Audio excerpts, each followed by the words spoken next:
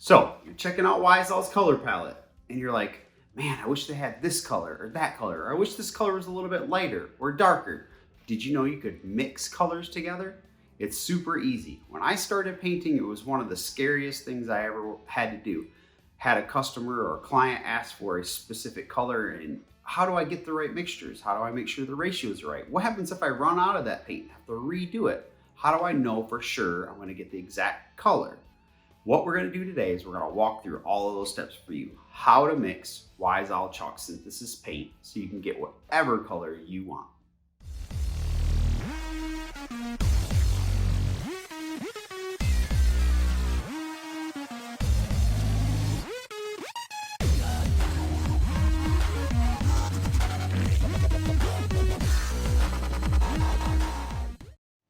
Welcome to the party. Today, we're going to teach you how to mix chalk synthesis paint. Now, as I said in the intro, sometimes we just don't have a color you want or a color that your client wants. We can only keep so many colors in our palette all the time. We even have seasonal colors that we have that add in addition to our normal color palette, but even that, you might not find the exact shade you're looking for. But mixing is super easy with chalk synthesis paint. And we're going to walk through some steps on how I created what I call RG Light. So obviously my name is Mark Dreamer. I'm from Refurbished Gentleman, but I'm also the creative director for YSL Paint. Well, one of the colors that we have within our palette is Refurbished Gentleman, a color I curated for the company. And today I wanted to show you how I took my Refurbished Gentleman color and made a new color called RG Light. It's right here. And basically, I wanted my Refurbished Gentleman color, but I wanted it a little bit lighter. I wanted to keep the gray, so how did I get there? And that's the steps we're gonna walk through today. And what you're gonna need for that, you're obviously gonna need the paints you're thinking you're gonna use. It could be 2, 4, 6, whatever colors you're thinking you're gonna wanna try. You're gonna need some paper plates, some plastic spoons, and what I like to use is these little syringe things. That way you can just grab what you need from the can and spread it out, and we'll get to that step here in a second. Always, always, always have a food scale, and I'll tell you why for that as well. And then wide mouth ball jars. The wide mouth is the key part to this, because when you're wanting to dip your brush down in there, you definitely want to have a wide circle at the top to make it easy to come in and come back out without having to bump against the sides. And these ball jars are amazing because the tops have an airtight seal, so you can mix your paint, put it in there, and it'll stay good forever. So those are the little things you're gonna need. What I'm gonna do is walk through each little step, starting with how do you figure out the exact color you want and the ratios of, and then we'll take it onto a larger scale where we're actually put it into the big ball jar. So that's what we're gonna do. So we're gonna set these things aside. And what you're going to want to do, and for me, I already know the exact thing that I'm going to do, right? But what if you didn't know? What if you weren't sure what colors you were going to use, right? So you're going to take your little syringes, and what it has on here is measurements. So this is how you're going to get a roundabout ratio about what you're looking for. So I know I want a lighter color of my Refurbished Gentleman. And if you haven't seen this color, it's like a mid-tone blue with just a beautiful hint of gray into it, right? And I wanted to keep the gray, but I wanted this color to be just a little bit lighter for a finish that I created. So I knew I wasn't gonna use white because white might drown out the gray too much. So what I did was I pulled out our limestone, and the limestone is a really just beautiful, light, super light gray, and it's that neutral toned white with some gray in it kind of color. And I knew that would be exactly what I was looking for, right?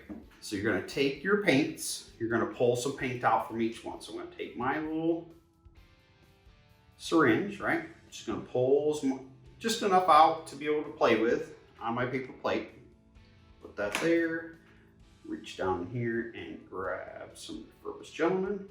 And this also makes it easy if you don't use it all from the syringe, you can squirt it right back in there so you're not wasting paint while you're testing out your color theories that you're working on.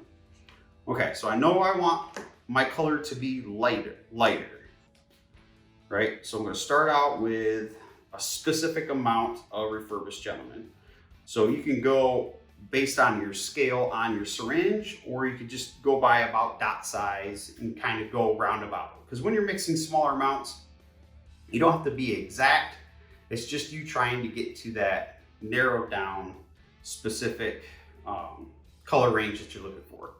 So what I'm going to do before I start squirting on this plate is I'm going to bring the camera forward a little bit. And I'm going to turn it down so you can really see me actually squirting it on the plate and mixing it together. And then I'll also talk through those steps on where we go from there to mix it and make sure you have the exact ratios from playing around to moving forward. But ultimately, the playing around part is the most important part.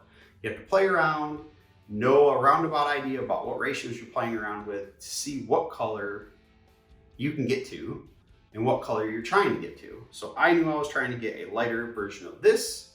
I knew I wanted to keep the gray, so I took limestone, which is a light gray color, and I combined the two, and I kept playing and playing and playing until I got exactly the ratios that I wanted. So again, we're going to zoom in and I'm going to show you exactly what I did so you have a better working idea of just an in-close look of mixing paint. All right, so I got you all nice and zoomed in. I have my two syringes. I have measurements on either side so you can kind of know, okay, I'm going to pour a little bit of this or a little bit of that depending on what you're looking at. The easiest way to do this is do it by a ratio of 1 for 1, 2 for 1, 3 for 1, etc., etc. So I knew right off the bat I wanted this to be lighter, right? So let's say we got teaspoons on here. So I'm gonna go, let's go down from the 2 to the 1.5. So we're gonna do half a teaspoon. Like that. So we know we got a ratio of 1 teaspoon or half a teaspoon. And then let's do 1 ratio of half a teaspoon of limestone. Right? And you can see this is how you can kind of do it without being that specific, because you can see the dots are about the same size. And then that's where the plastic spoons are going to come in. You're just going to take your plastic spoons and you're going to mix, and then you're going to just see what you come up with. And this is always the most fun part because you just see a whole new color come to life. But this is how you'll know, okay, well, it's too dark or it's too light. And this is what happened to me when I was playing. I started off with Snow Owl, and it lightened it up way too much. And then I think I used Gray Linen, and it was too dark. And then I finally found Limestone, and I think I did the ratio of 2 parts Refurbished Gentleman, 1 part Limestone, and it was still too dark. I was like, okay. So I just went a 1 for 1, and it ended up being perfect. So basically what it did was it allowed the Refurbished Gentleman to keep its gray tones, which is what I was hoping for. Really beautiful light gray or light blue with gray undertones to it. And that's ultimately what I wanted. And this is what you have to do. So, you know, obviously I'm not going to go through all of the trials and tribulations I went through to get to this color, but you can kind of see how easy it would be to just play. So you just get some paper plates, things that you can just throw away, get some syringes so you can pull out just enough paint so you're not wasting a whole bunch of your paint to do these tests. And what's going to be cool is very soon we're going to have some color mixing charts coming out from Wiseowl to save you even having to worry about this trouble. You just flip through the color charts that are going to be expanded upon further beyond what we have currently, and it'll tell you what colors you need to mix and in what ratios to get to that color, which is going to be really awesome, which is another reason why I wanted to do this video. So you can kind of see, okay, well, I found the color in your color mixing chart, but how the heck do I mix it to know it's going to turn out exactly how you have it? But that's coming. But if you're curious and want to play and try to create something on your own, this is how you do it. Now look at how beautiful that is, right? So it took some, some playing around for a while. But ultimately we started with this testing phase, because if you took it straight to the jar pouring and not knowing how you're pouring, you could end up with something you don't really like, and then you wasted a bunch of paint. So I always like to test with small amounts on a paper plate with, plastic spoons and small drops from syringes, because it's just, you're not wasting a whole bunch of your paint, and you're going to get the same result you'd get if you try to do it on some larger scale. So once you get to that point, okay, we know now it was 1 part Refurbished Gentleman, 1 part limestone. And that got me the exact color that I was hoping for. Now, of course, you want to ensure that you take this, you paint it on something with 2 coats, and then top coat it. Because at the end of the day, all of our paints are not the color it's going to be until it's dried and top coated. So you want to ensure you do that. So like this color looks awesome right here, but what is it going to look like after you paint it, 2 coats, it gets dry, and then you top coat it? Then that's the actual color. So it'll look a little bit different wet than it will be dry and top coated. So make sure you do that. That'll be your next step. So you get I usually get one of my artist brushes, and I will get like a scrap sheet of wood, and I'll paint 2 coats, let that dry, top coat it, and decide, okay, yep, that's the color I want. And you can kind of base it off of it wet, which is what I did. After I saw this, I knew this was the zone I wanted to be in, that light blue with just a hint of gray. So anyways, that's going to be your first steps. Really super easy, lots of fun. Something you could probably definitely get the kids involved with if you're at home and you got kids or grandkids that want to help you figure out what color you want to paint with next. You could have them come out and squirt a little bit here, a little bit there, just mix and play and see what you come up with. The biggest thing though, for you, when you're trying to know for sure, when you get to the next step of putting it in a jar, is what your ratios were. And that's where these little syringes come in very, very handy. Or if you didn't have these, you can just pour little spoonfuls onto your plate and try to get the dots to be a specific size. So 2 dots of one color and 1 dot of the other would be ratio 2 to 1, etc., etc. So that's it. So I'm gonna zoom the camera back out, and we're gonna go on to how I take now this 1-to-1 ratio of Refurbished Gentleman to limestone and put that in a big old jar to look like this guy here. And it's super easy, involves that food scale, and we'll get to that here in a second.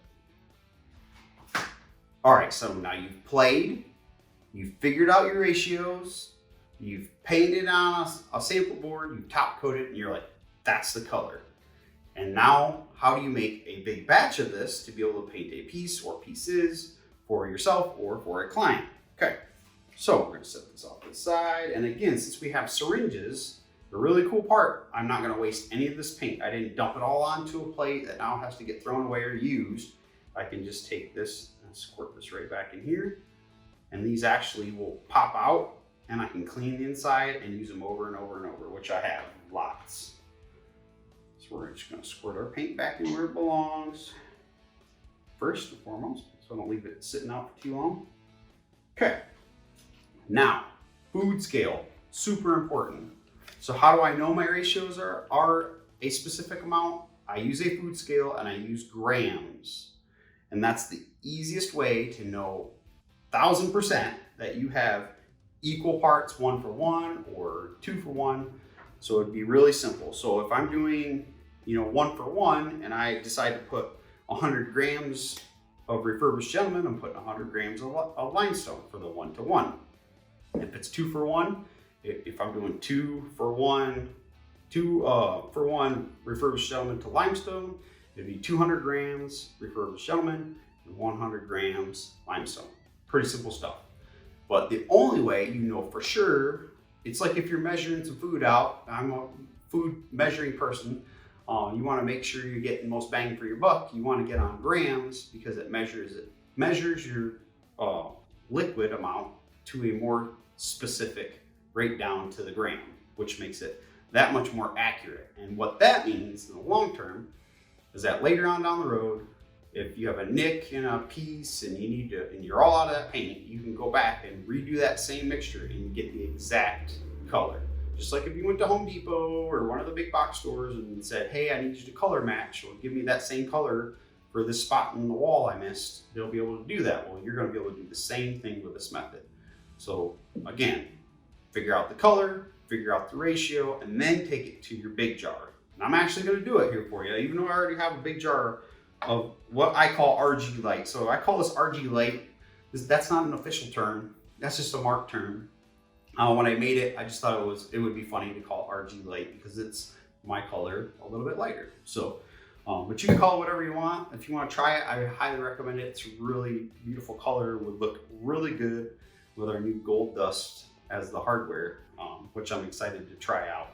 So next, okay, so I'm going to put the jar. So if you never used food scale, if you turn it on, wait for it to come on, and then put the jar on there, it's going to have the amount of the jar because you put the jar on there. So what you want to do is one of two things. You can either leave it on there and hit the power button, power it back up, or before you even power it up, put the jar on first, turn it on, so it doesn't calculate the jar. It just starts from 0, which is what you want. And then to do equal parts. So we're going to go to the units. So I have a units button. You want to make sure you have one of those that will do grams.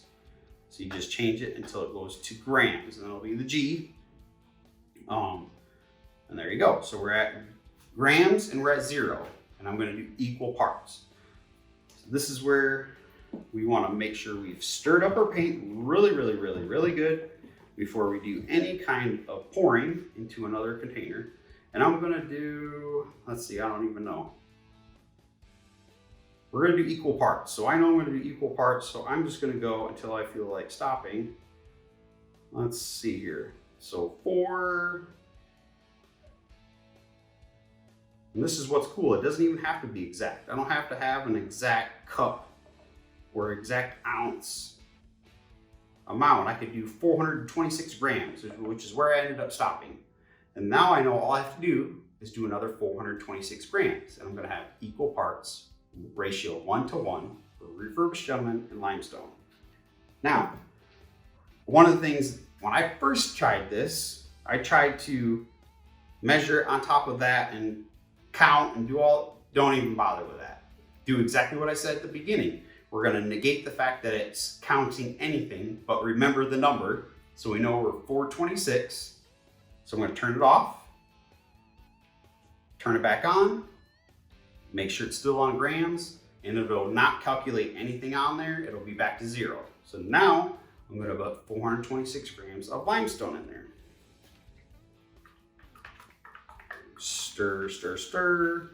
Make sure it's really well stirred before you ever do this, because you want to make sure any of the pigments or anything that's down at the bottom get fully pushed all the way through the paint. That's one thing with chalk synthesis, well, all the paints. You always want to stir really well before you use it.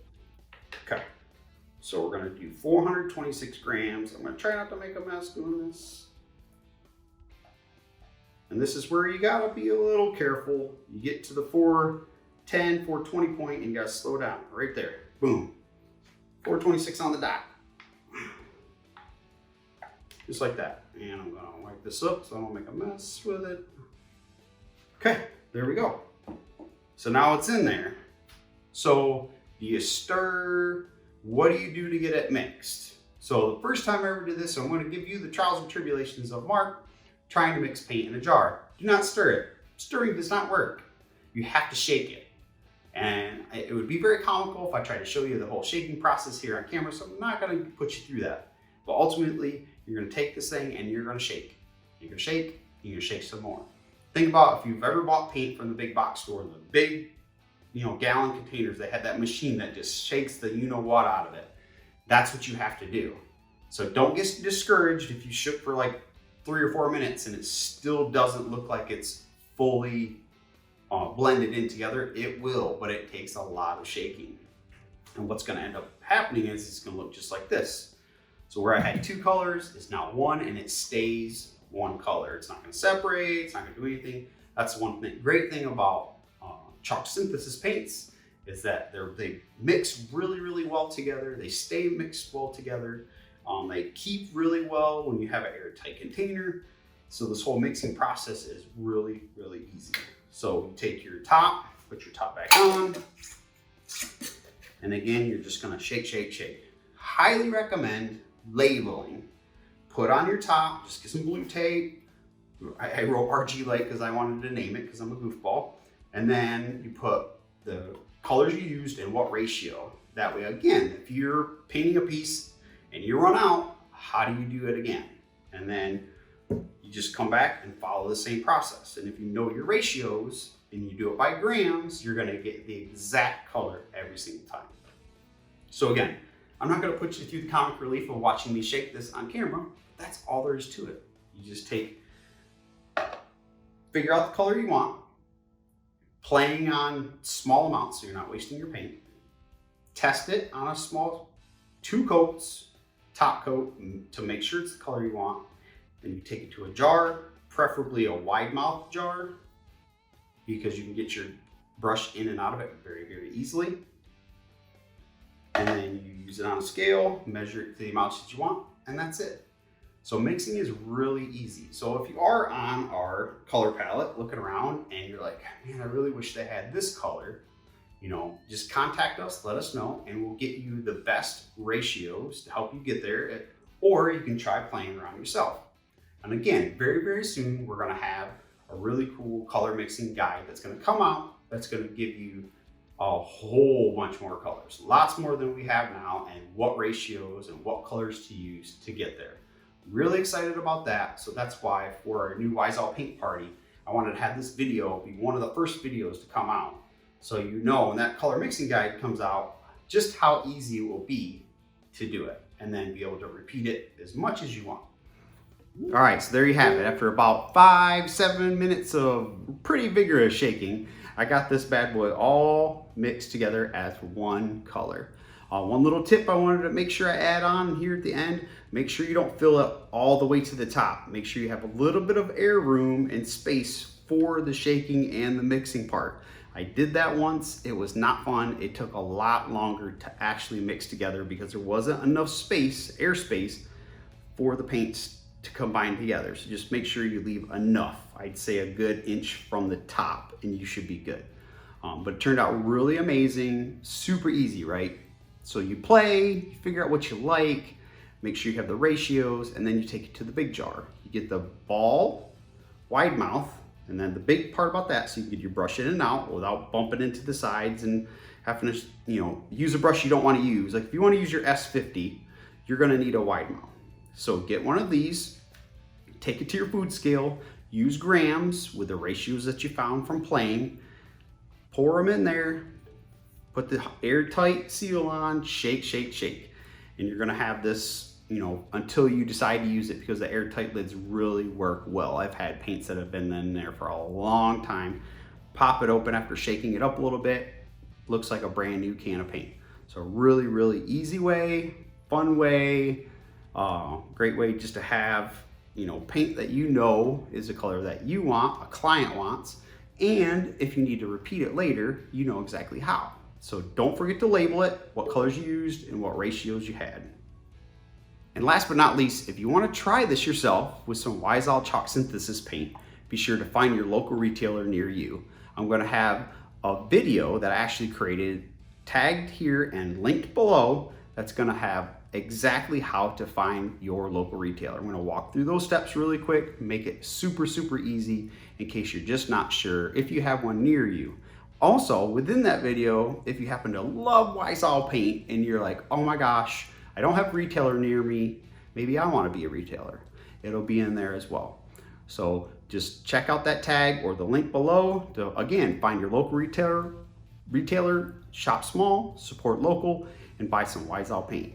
And as always, happy painting.